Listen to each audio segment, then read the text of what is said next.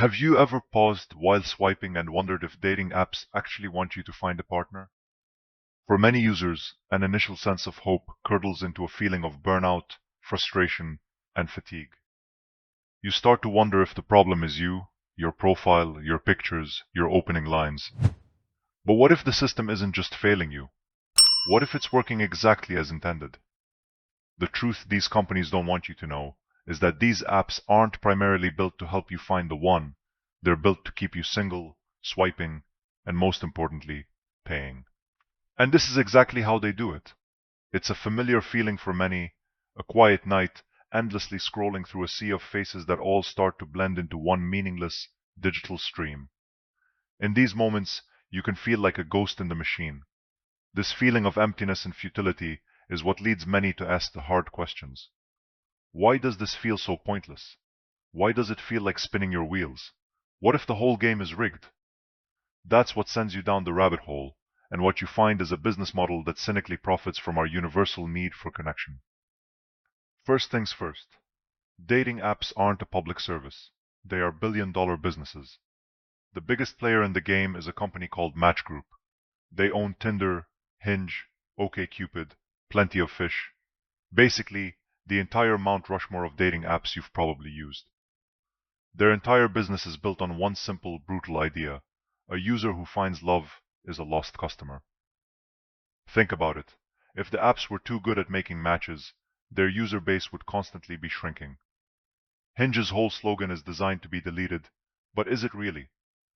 A class action lawsuit filed in February 2024 alleges that the exact opposite is true. The lawsuit claims that Match Group knowingly designs its apps with addictive, game-like design features to keep users stuck in a perpetual pay-to-play loop. It argues that their business model puts profits way ahead of their customers' hopes of finding a real relationship. They tell you they want you to find love, but their financial success actually depends on you staying single. So how do they get your money? It's all about subscriptions and premium features. They let you use the app for free, just enough to get you hooked. Then, the frustration starts to set in. You run out of likes, your profile feels invisible, the most interesting people are blurred out, just waiting for you to cough up some cash to see who liked you. This is all by design. They create a problem, then sell you the solution. Features like boosts on Tinder or roses on Hinge promise to get you more visibility. For a price, you can skip the line. Some premium subscriptions even let you message people before you've matched, which breaks the app's original concept of mutual interest. It's a masterclass in monetizing hope and frustration. The longer you're on the app, the more likely you are to get fed up and pay for a supposed advantage. Their business doesn't thrive on your success. It thrives on your continued, mildly unsatisfying participation. The lawsuit even accuses Match Group of using psychologically manipulative features to keep users hooked. While Match Group has publicly called the lawsuit ridiculous, the evidence is in the design itself. So how do they keep you stuck in this loop? The secret sauce is the algorithm. It's not some friendly Cupid trying to help you out. It's a cold, calculating system built to keep you engaged for as long as possible. Every single thing you do on a dating app is tracked. Every swipe, every message, how long you look at a profile, it's all data. This data feeds an algorithm that builds a profile of your type, but it's not just trying to find people you like. It's trying to create an experience that's just compelling enough to keep you coming back. For a while, many of these apps used a system similar to an ELO score, a term borrowed from competitive chess. Basically, you were assigned a desirability rating. If someone with a high rating swiped right on you, your score went up. The app would then mostly show you people it considered to be in your league. While Tinder announced in 2019 that it no longer uses the exact ELO system, it confirmed its current system still adjusts potential matches based on your activity and who likes or nopes your profile. The core principle of algorithmic sorting hasn't gone away. The app is still constantly evaluating you. But here's where it gets manipulative. The algorithm doesn't always show you your best matches first. To keep you hooked, it uses a strategy just like a slot machine. It gives you an unpredictable mix of profiles. Some you'll probably find attractive, some you won't, and a few that feel just out of reach. This is called an intermittent reward system, and it's incredibly addictive. It creates a dopamine loop in your brain, the same chemical reaction that fuels gambling addictions. You get a match, you get a rush. The conversation fizzles, you feel a low. So you keep swiping, chasing that next high. The apps also use little psychological tricks. Hinge, for instance, has been known to add an artificial loading delay after you change a filter. This creates a labor illusion, making you think the app is working hard and that the resulting matches are more valuable. They gamify the search for a partner. Scarcity is another tool. Bumble gives you only 24 hours to start a chat before a match disappears, creating a sense of urgency that taps into our fear of missing out. These aren't features designed to help you find love. They're features designed to hack your brain and keep you on the app.